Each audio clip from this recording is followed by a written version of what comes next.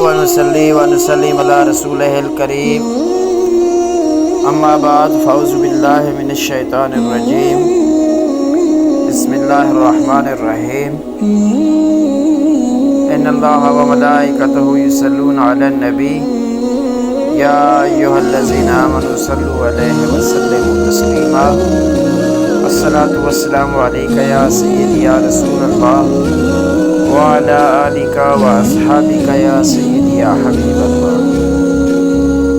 السلام علیکم معزز سامعین کرام، آج کا ہمارا موضوع ہے حق گوئی کی فضیلت۔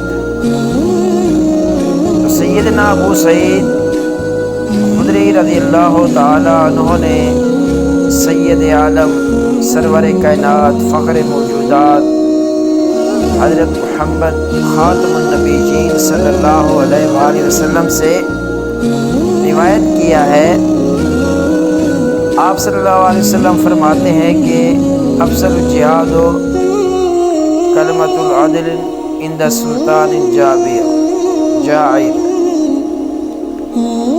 یہ حدیث سنن ابن ماجہ کے اندر بھی موجود ہے، سنن ابن داؤد کے اندر بھی موجود ہے۔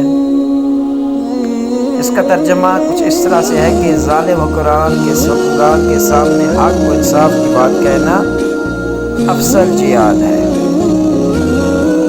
چونکہ ہم جانتے ہیں کہ اللہ تعالیٰ کو حق بات بہت پسند ہے اور باطل اس کی بارگاہ میں کبھی قبول نہیں ہوتا۔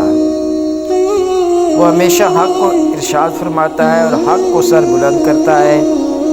اسے اپنے بندوں کے بارے میں بھی یہی پسند ہے کہ وہ حق بات کہیں اور حق کی سر بلندی کے لیے کوشش کریں۔ اسی لیے حدیث مبارکہ میں ظالم و جابر اہل اقتدار کے سامنے حق گوئی کو بہترین جہاد قرار دیا گیا ہے۔ سلیقے کے ساتھ بہترین انداز میں حق بیان کرنا چاہیے۔ اگر حق کہنے اور اس کی حمایت کرنے میں مشکل پیش آئے تو انہیں سعادت سمجھ کر قبول کرنا چاہیے۔ یعنی ہمیں ہر حال میں، ہر صورت میں، ہر لمحہ حق کو ساتھ دینا چاہیے، باطل سے دور رہنا چاہیے۔ جیسے کسی شاعر نے کیا خوب کہا ہے، آئینے جواں مرداں حق گوئی و بے باکی، اللہ کے شیروں کو آتی نہیں ربائی۔ اس لیے ہمیں بھی چاہیے کہ ہم بھی ہمیشہ سچ حق کا ساتھ دیں۔